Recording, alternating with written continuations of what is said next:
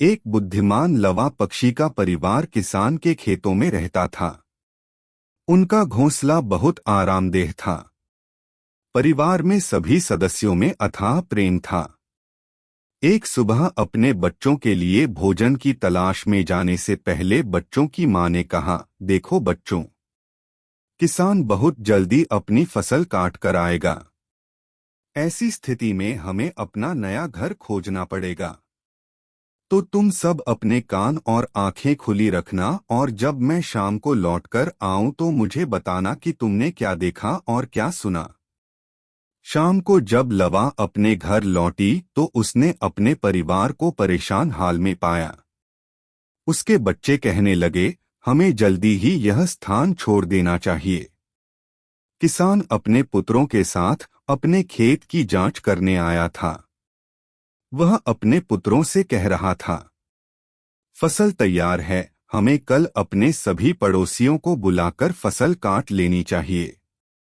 लवा ने अपने बच्चों की बातें ध्यानपूर्वक सुनी, फिर बोली, अरे कोई खतरा नहीं, कल भी होशियार रहना।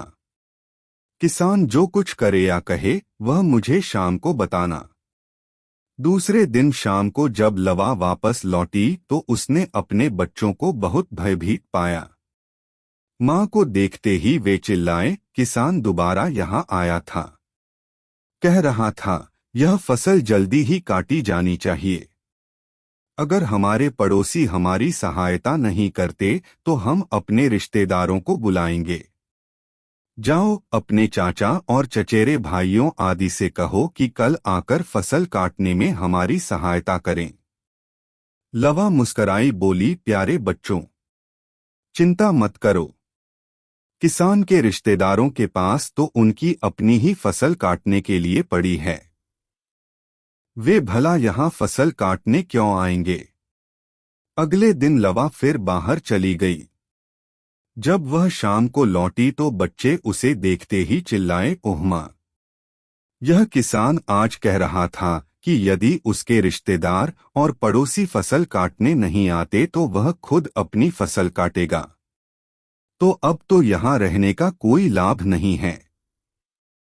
तब तो हमें शीघ्र ही यहाँ से चलना चाहिए।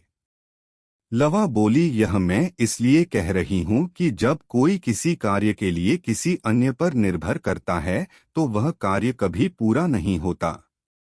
परंतु वही व्यक्ति जब उस कार्य को स्वयं करने की ठान लेता है तो संसार की कोई भी शक्ति उसे उस कार्य को करने से नहीं रोक सकती।